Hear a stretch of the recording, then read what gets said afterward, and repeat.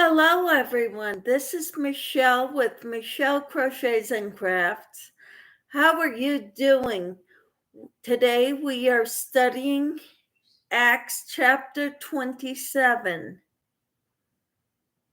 If you like these Bible studies, devotionals, which I do every morning, prayer, crochet talk, please consider liking, subscribing, and sharing this video out. I would appreciate it. Thank you so much. I'm going to let some people know that I'm live.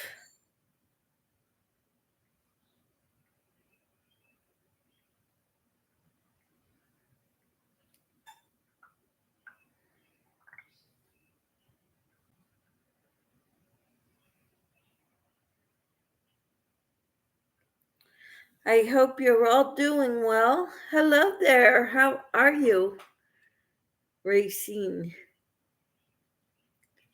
So good to have you here.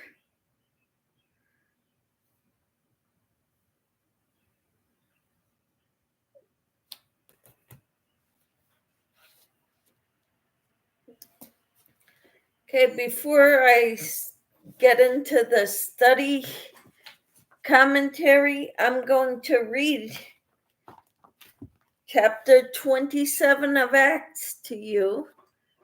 Racine is great, wonderful. Looking forward to our study. Me too. I learned so much by doing these studies with you all. It's my honor, my privilege to be doing this with you all.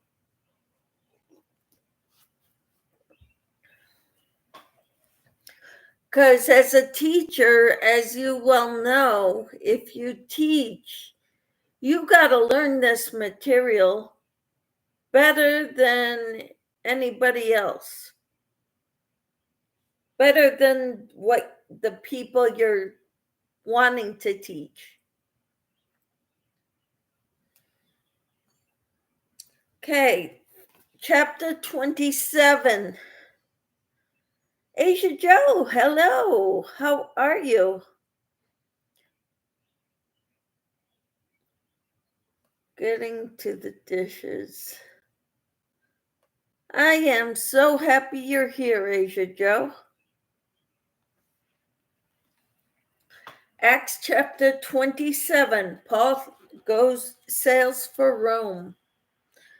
When it was decided that we would sail for Italy, Paul and some other prisoners were handed over to a centurion named Julius, who belonged to the imperial regiment. We boarded a ship from,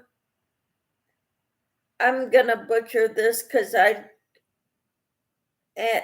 Adramyttium, about to sail for ports along the coast of the province of Asia.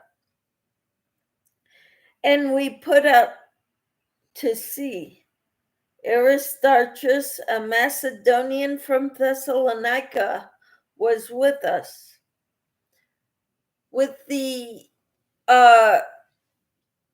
Proverbs, we and us, and Luke is writing this book of Acts. He was with Paul in here. Okay, and so Paul was there, and Luke and Aristarchus went with Paul. The next day we landed at Sidon, and Julius, in kindness to Paul, allowed him to go to his friends so they might provide for his needs. From there, we put out to sea again and passed to the lee of Cyprus because the winds were against us. When we had sailed across the open sea off the coast of Cilicia and Pamphylia, we landed at Myra in Lycia. There the centurion found an Alexandrian ship sailing for Italy and put us on board. We made slow headway for many days and had difficulty arriving off Cnidus. When the wind did not allow us to hold our course, we sailed to the lee of Crete opposite Salmone. We moved along the coast with difficulty and came to a place called Fair Havens near the town of Lasea. Much time had been lost, and sailing had already become dangerous because by now it was after the Day of Atonement. So Paul warned them, "Men, I can see that our voyage is going to be disastrous and bring great loss to ship and cargo, and to our own lives also." But the centurion, instead of listening to what Paul said, followed the advice of the pilot and of the owner of the ship. Since the harbor was unsuitable to winter in, the majority decided that we should sail on, hoping to reach Phoenix and winter there. There was a harbor in Crete facing both southwest and northwest.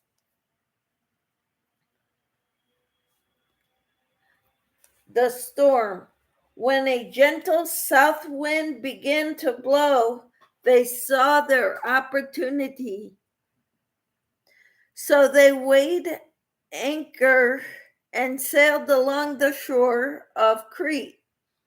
Before very long, a wind of hurricane force called the northeaster swept down from the island.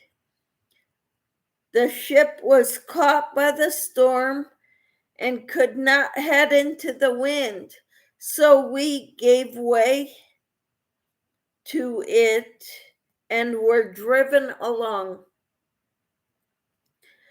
As we passed to the lee of a small island called Cauda, we were hardly able to make the lifeboat secure, so the men hoisted it aboard. Then they passed ropes under the ship itself to hold it together, because they were afraid they would run aground on the sandbars of Syrtis. They lowered the sea anchors and let the ship be driven along. We took such a violent battering from the storm that the next day they began to throw the cargo overboard. On the third day, they threw the ship's tackle overboard with their own hands. When neither sun nor stars appeared for many days and the storm continued raging, we finally gave up all hope of being saved. After they had gone a long time without food, Paul stood up before them and said, "Men, you should have taken my advice not to sail from Crete. Then you would have spared yourselves this danger, damage, and loss. But now I urge you to keep up your courage, because not one of you will be lost, only the ship will be destroyed." Last night, an angel of the God to whom I belong and whom I serve, stood beside me. Where am I?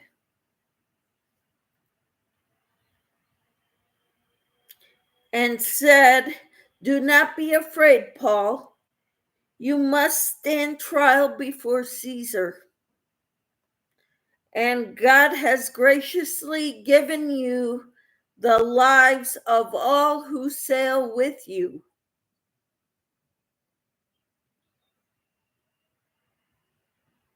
So keep up your courage, men, for I have faith in God that it will happen just as He told me. Nevertheless, we must run aground on some island. Then there's the shipwreck. Oh, before I get to the shipwreck, I want to read some portions of this that I thought were really awesome. And Sue can only stay until 10:30. What verse are you on? Well, I read up to verse 26.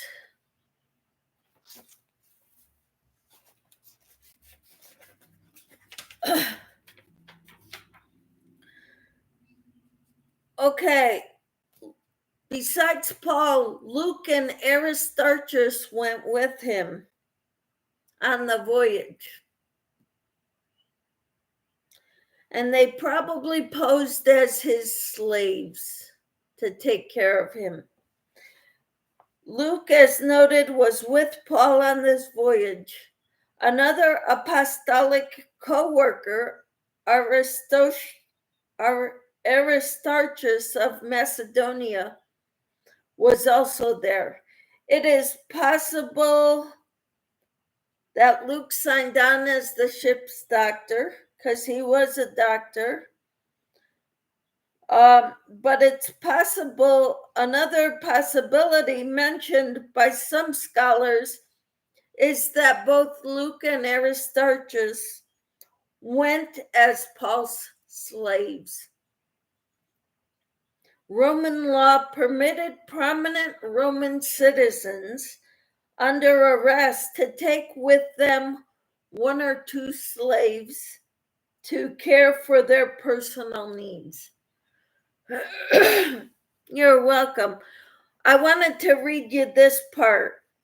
The possibility that two men might actually volunteer to become slaves in order to stay with Paul on one of his most dangerous trips reveals the surprising depth of their love for the apostle and the Lord that they all served. And this is the part I want to highlight. Continuous church growth depends on the willingness of Christians to make personal sacrifices and to go to the ends of the earth to tell the Jesus story.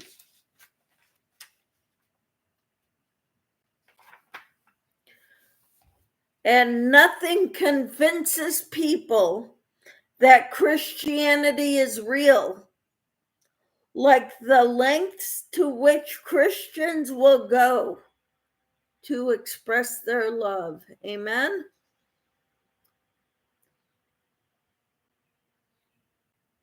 Oh, and about listening. All right, wonderful, Tina. So nothing convinces others of the reality of Christianity like the lengths we will go to show how much we love each other. Amen?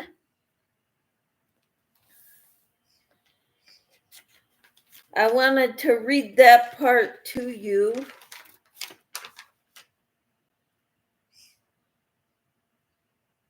I am not much on sailing.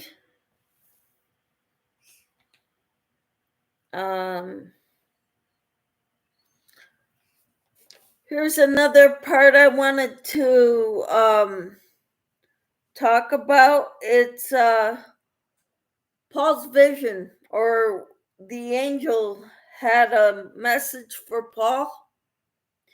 You have to go to Rome. So he was going to make it to Rome. And everybody on board was graciously given to Paul. In other words, their lives would be spared.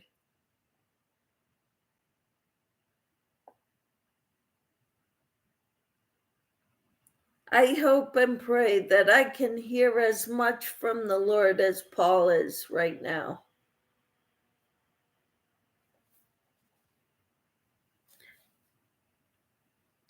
Okay, seasick. Okay.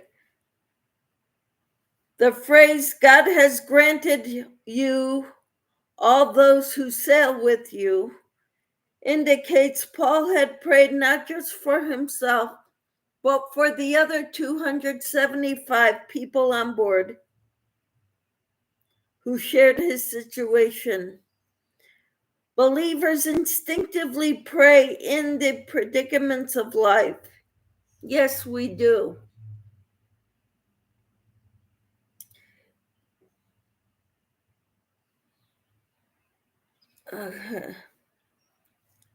And God's response was communicated by an angel. Remember God's promise, you will stand before Caesar in Rome to testify about Jesus. The ship will be destroyed. No one will die in the shipwreck. Wow, that's awesome.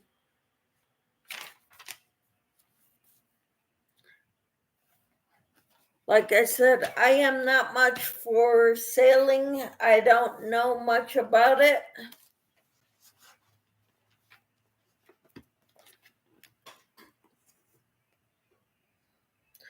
But let's read the shipwreck.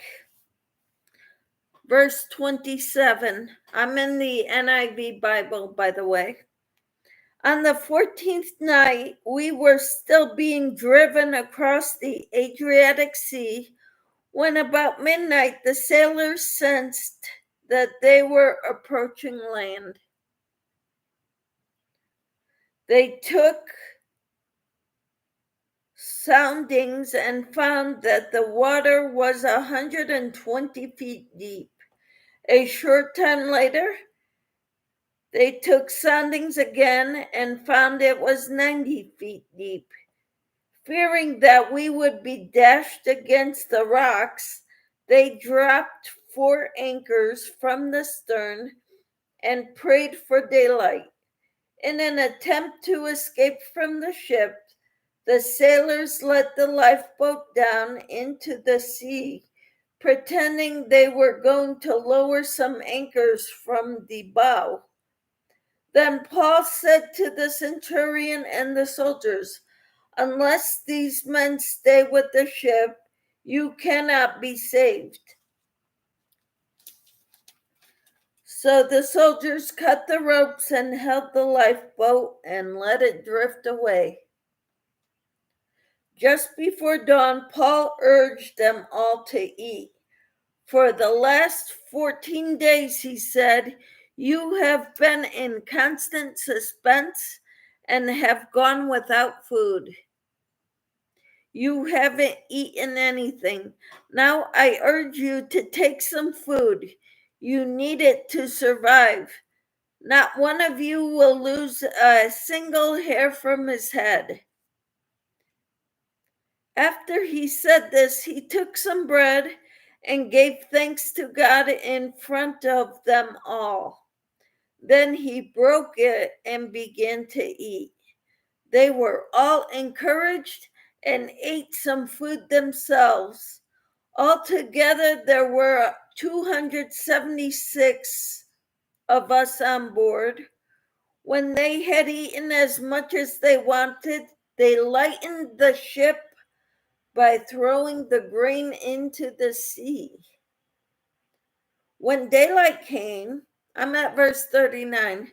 When daylight came, they did not recognize the land, but they saw a bay with a sandy beach where they decided to run the ship aground if they could.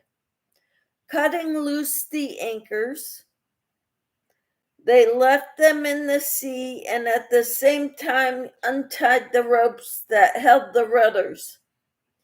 Then they hoisted the foresail to the wind and made for the beach. But the ship struck a sandbar and ran aground.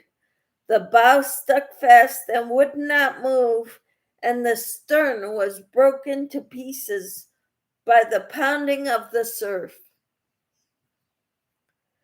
The soldiers planned to kill the prisoners to prevent any of them from swimming away and escaping, but the centurion wanted to spare Paul's life and kept them from carrying out their plan. He ordered those who could swim to jump overboard first and get to land. The rest were to get there on planks or on other pieces of the ship. In this way, everyone reached land safely. Wow.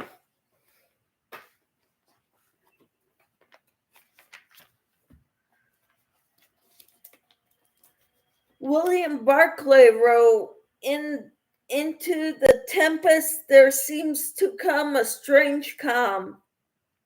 The man of God has somehow made others sure that God is in charge of things. The most useful people in the world are those who, being themselves calm, bring to others the secret of confidence. And F.F. Bruce says, human society has no idea how much it owes in the mercy of God to the presence in it of righteous men and women. Amen. That is phenomenal. I'm not going to read any more of the notes. I'm going to go to the chapter wrap up. In Acts 27 verses 1 through 3, they summarize it here. Paul and other prisoners sailed the first leg of their journey to Rome aboard a coasting vessel. Luke and Aristarchus were with Paul. At Sidon, the centurion allowed Paul to visit Christian friends. The next section, verses 4 through 12, is summarized this way. At Myra, they boarded an Egyptian grain ship. Contrary winds made staying on course impossible. At Fairhaven's Crete, Paul urged them to stop for the winter. The ship's owner and the pilot overruled him. Verses 13 through 20. When a southern breeze began to blow, they set sail for Phoenix, but never got there. A sudden hurricane-force wind swept down from the northeast, and the ship was caught in a terrible storm. Verses 21 through 26. All on board gave up hope of survival, but an angel gave Paul God's promise that though the ship would be lost, everyone on board would survive. Verses 27 through 34 is the shipwreck. On the 14th stormy night, sailors sensed land was near. They tried to escape in the only lifeboat, leaving passengers to go down with the ship. Paul told the centurion, who cut the lifeboat adrift, to keep the crew aboard. And verses 35 through 44, before beaching the boat, Paul urged them all to eat. At dawn, the ship was headed to the beach. It struck a sandbar, stuck fast, and broke up in the waves. The centurion ordered everyone to abandon ship and to swim or grab a plank and float to shore. All 276 on board survived, which is amazing. Now we've got the questions. Name 2 Christians who accompanied Paul on the voyage to Rome. What were they likely willing to do in order to go with him?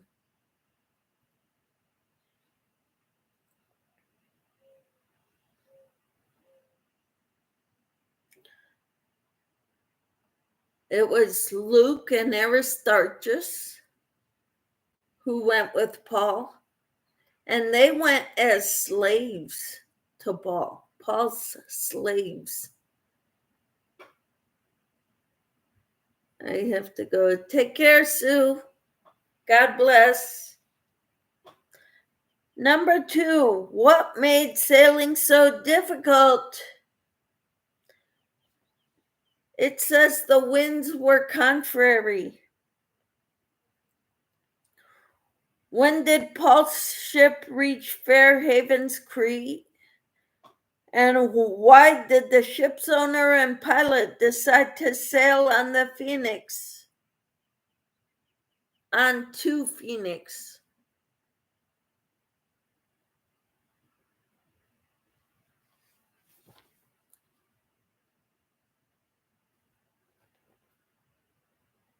It says the winds were contrary. Rough winds. They reached Fair Havens after the fast, after Yom Kippur, the Day of Atonement, October 5th. The owner and pilot decided to sail on to Phoenix because accommodations were better there for spending the winter.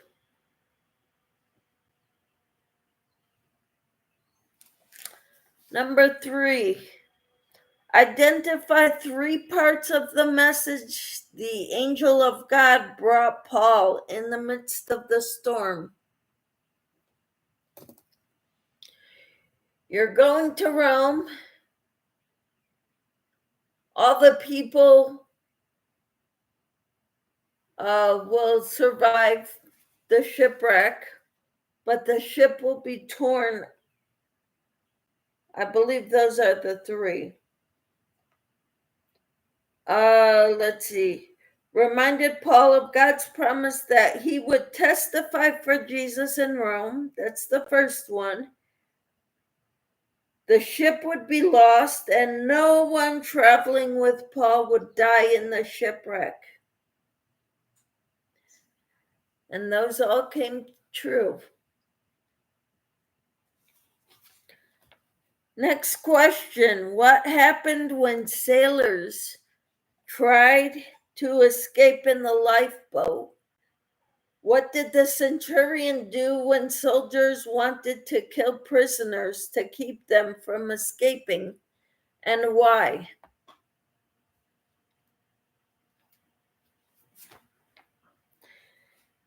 It says, when sailors tried to escape, Paul told the centurion They had to stay on board if everyone was going to be saved. When soldiers decided to kill the prisoners, the centurion stopped them. He wanted to spare Paul.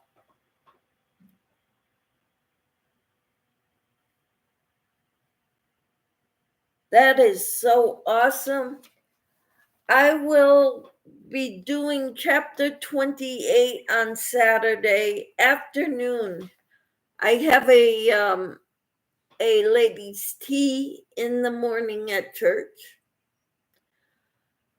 I am not doing the Pilates classes until August. So, late August.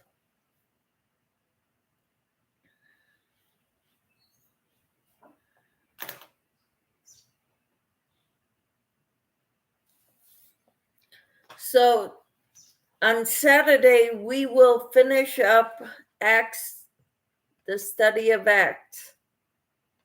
We have had it's been quite a ride. Most of it has been about Paul as being the main character. I am really enjoying these studies.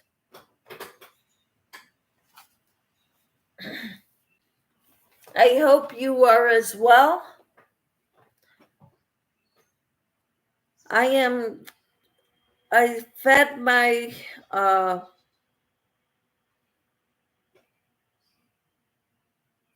my sourdough starter, and I believe I will get that going today. I'll get at least the first rise done today.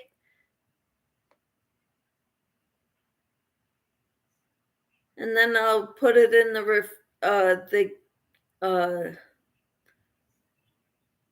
what I'm gonna bake it in and put it in the refrigerator. And tomorrow I will take it out and let it do its second rise and bake it.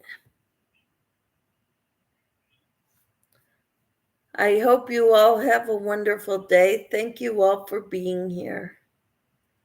This is a wonderful study. God bless you all. Take care, everyone. Bye for now.